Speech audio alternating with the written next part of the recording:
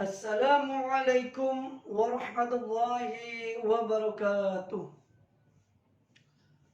Kepada Bapak dosen yang saya hormati, kepada Bapak Ibu sekalian yang saya banggakan, alhamdulillah pada kesempatan kali ini saya akan memaparkan proposal penelitian tindakan kelas dengan tema peningkatan kemampuan membaca Al-Quran dengan tartil melalui metode Iqra pada siswa kelas 5 SD Sekolah Alam Bandung tahun ajaran 2021-2022 yang tujuannya diajukan sebagai syarat untuk mengikuti lokakarya penelitian tindakan kelas pada pendidikan profesi guru dalam jabatan bagi guru PAI LPTK UIN Sunan Gunung Jati Bandung Fakultas Tarbiyah dan Keguruan.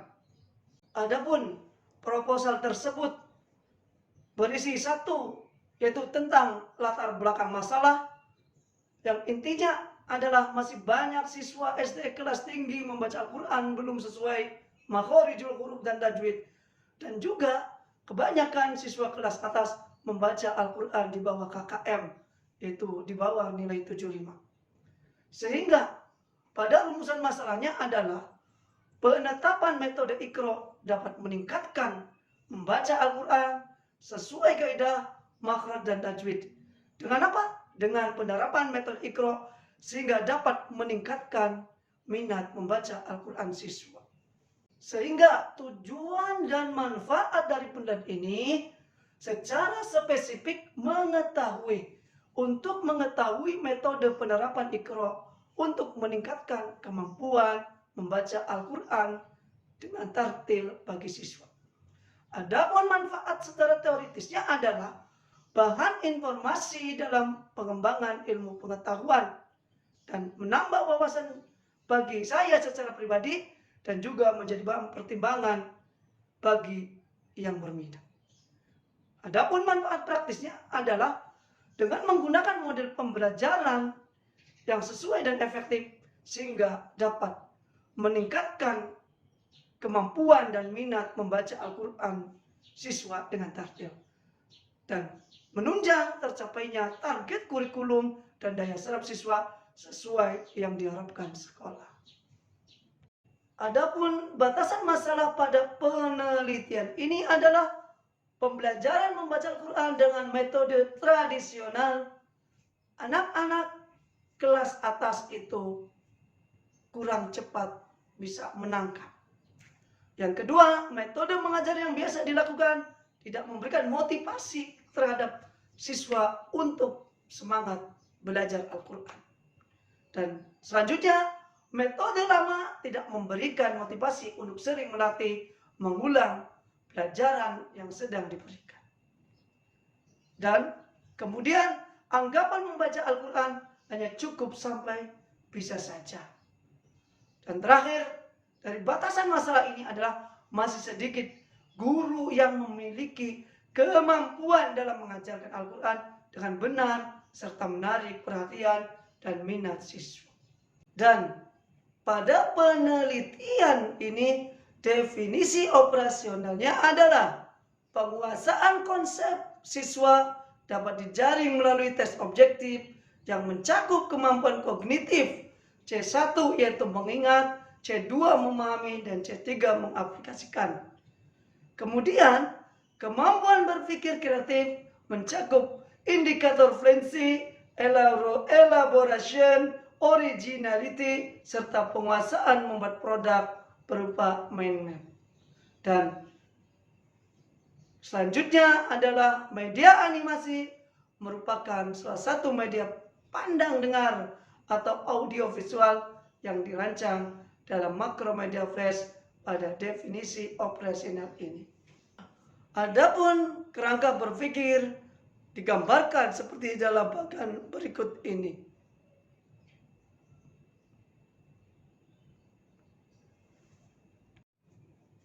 Dan selanjutnya adalah langkah-langkah penelitian. Adapun langkah-langkah tersebut meliputi beberapa tahap. Yang pertama adalah tahap perencanaan atau planning, yaitu membuat RPP, mempersiapkan fasilitas dan sarana, menyusun soal tes, menyusun instrumen penilaian, membuat lembar observasi, dan membuat simulasi perbaikan. Untuk selanjutnya adalah tahap tindakan atau action, yaitu membuat skenario, membuat pembelajaran sesuai RPP. Dan kemudian tahap pengamatan atau observation yang dilakukan adalah siklus 1 dan siklus 2.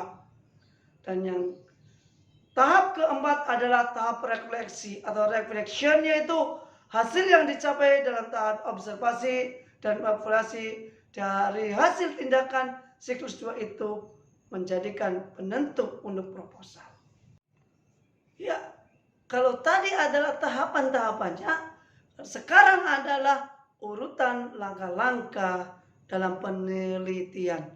Yang pertama adalah lokasi penelitian adalah yaitu SD Sekolah Alam Bandung dengan objek adalah siswa SD kelas 5.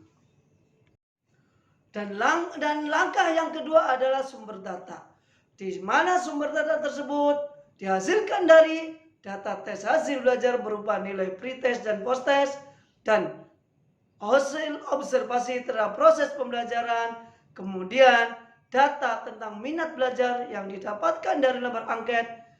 Selanjutnya adalah catatan harian, di mana tiap pertemuan dari guru dan observator, dan juga foto kegiatan tindakan dalam proses pembelajaran. Langkah yang ketiga adalah jenis data. Adapun jenis data tersebut adalah data hasil pretest, data tes hasil belajar post-test, observasi, dan data angket. Yang keempat adalah jurnal atau catatan harian, di mana catatan tersebut adalah catatan selama tindakan dilakukan setiap pertemuan. Yang kelima adalah foto kegiatan, di mana foto kegiatan tersebut adalah gambar aktivitas siswa dengan penggunaan metode pembelajaran yang bentuknya kegiatan observasi pada refleksi setiap kegiatan. Ya, selanjutnya dalam langkah-langkah penelitian tersebut adalah metode dan desain penelitian, yaitu berupa jenis penelitian, yaitu jenisnya adalah penelitian tindakan kelas atau PTK. Dengan tujuan penelitian tersebut yaitu meningkatkan dan memperbaiki praktek pembelajaran Al-Quran untuk supaya meningkatkan mutu isi dan masukan proses serta hasil yang maksimal, dengan tujuan membantu guru dan tenaga kependidikan lainnya, dan juga meningkatkan sikap profesional pendidik dan tenaga kependidikan dalam pembelajaran atau kegiatannya, di mana akan menumbuh kembangkan budaya akademik di lingkungan sekolah dengan menghasilkan prestasi yang membanggakan. Adapun jenis tersebut memiliki dua tujuannya, yaitu yang pertama tujuan utama dan yang kedua tujuan sertaan.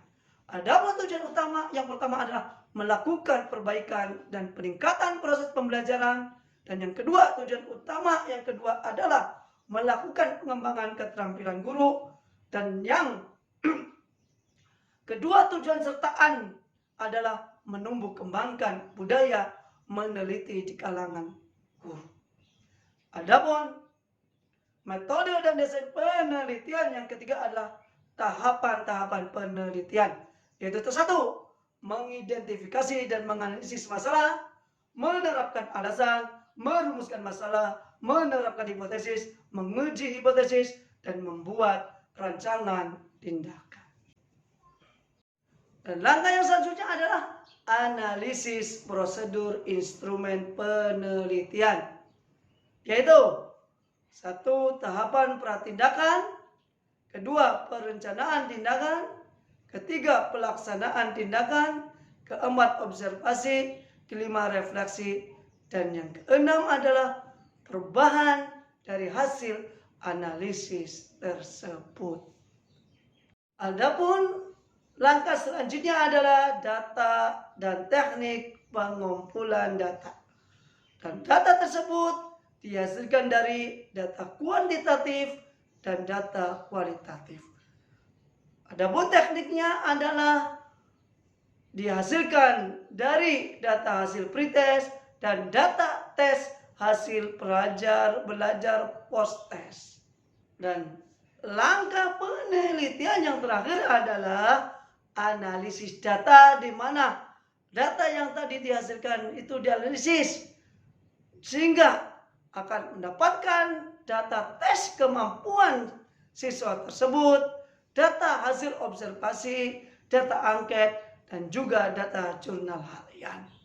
Nah, demikianlah Bapak dosen dan Bapak Ibu sekalian, sehingga kita dapat membuat proposal penelitian tindakan kelas dengan beberapa referensi dari daftar pustaka ini, yaitu pertama Al-Qalam Digital, ada Arikunto, dan sebagainya.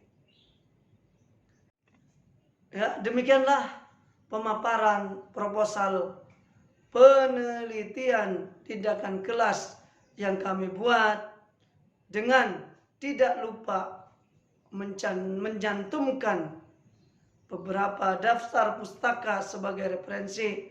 Semoga bermanfaat dan menjadikan keberkahan kita semuanya. Akhirul kalam, wassalamualaikum warahmatullahi wabarakatuh.